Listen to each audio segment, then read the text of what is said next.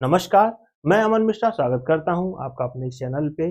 कहा जाता है कि भारत में प्रतिभावान व्यक्तियों की कोई कमी नहीं है, लेकिन ये बात तब गलत साबित हो जाती है जब कोई इंसान अपने प्रतिभा का गलत प्रयोग करता है, जिससे वह स्वयं का, अपने परिवार का, अपने समाज का, अपने राज्य का, अपने देश का और अपने सरकार का भारी नुकसान पहुंचाता है। आज हैदराबाद में 3 ऐसे लोग पकड़े गए जो बड़े-बड़े ब्रांड्स के सामान को नकली पैकेजिंग करके नकली मटेरियल भर के बाजार में बेचते थे और उसका इस्तेमाल भारत का आम नागरिक करता था। ज़रा सोच कर देखिए, जो सामान हम खरीदते हैं, वो इसीलिए खरीदते हैं कि वो हमारे जीवन को अच्छा बनाए, वो हमारे जीवन शैली को बेहतर बनाए, वो हमारी समस्याओं का समाधान करे। लेकिन अगर वही सामान गलत मिल जाए तो इस सब का नकारात्मक प्रभाव हमारे जीवन पे पड़ेगा।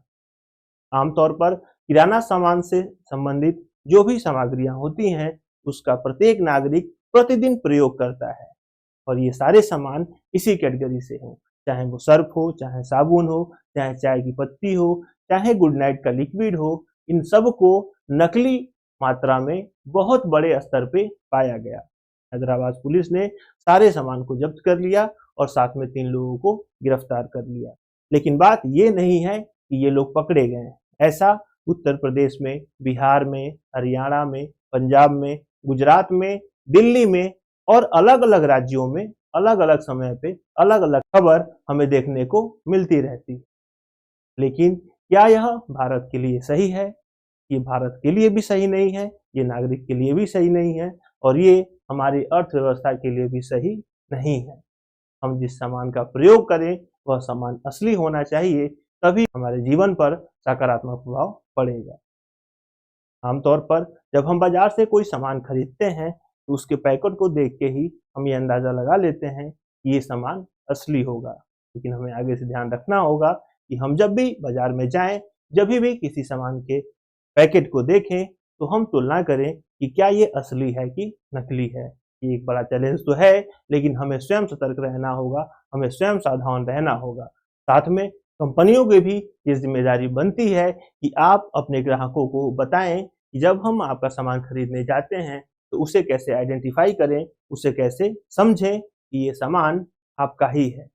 अगर ऐसे कुछ मार्क, अगर ऐसे कुछ डिटेल आप कस्टमर के साथ शेयर करेंगे, तो कस्टमर जब भी सामान खरीदने जाएगा, तो उन सारी चीज़ों को उस पैकेट पे देखेगा। आमतौर पर जो ओरिजिनल और जो डुप्लीकेट सामान होता है, उसके पैकेजिंग से भी हम इस बात का अंदाज़ा लगा सकते हैं, क्योंकि दोनों की क्वालिटी काफ़ी अलग होती है। लेकिन एक आम नागरिक के लिए ये काम आसान नहीं है। इस पे सरकार को भी एक्शन लेना होगा और साथ में कस्टमर्स को भी जागरूक रहना होगा।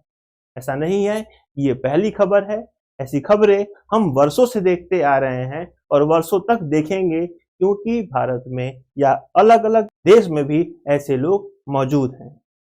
हमें स्वयं सतर्क रहना चाहिए और दूसरों को भी हमेशा सतर्क करना चाहिए। आज के वीडियो में फिलहाल इतना ही, लेकिन जाते-जाते देखिए आज पुलिस ने इस छापेमारी के बाद क्या कुछ कहा। We have conducted a press meet regarding task force as well as local team in coordination. We have conducted raids across the city where we have seized counterfeit goods, grocery goods. As you can see, there are a lot of goods concerning our day-to-day household life, such as detergents, soaps, shampoos, tea powder. So what we have come to know is there is a racket, there is a gang which is involved in duplicating these products, creating fake labels, and then selling substandard products. Like the packaging might say Tide or Rin or Surf Excel, but inside the powder will be something which is locally created and not company manufactured.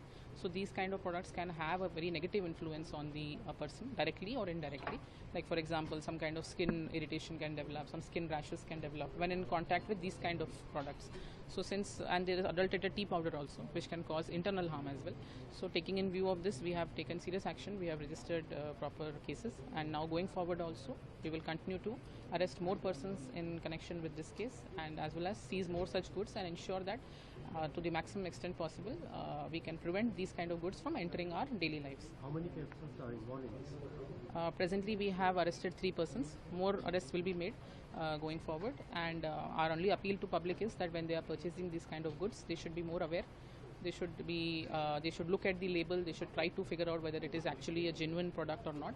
And in case they have any doubt, please feel free to contact, either do a dial 100 or they can also inform the shopkeeper, and he, at least if the shopkeeper is not involved, he'll also inform the concerned police.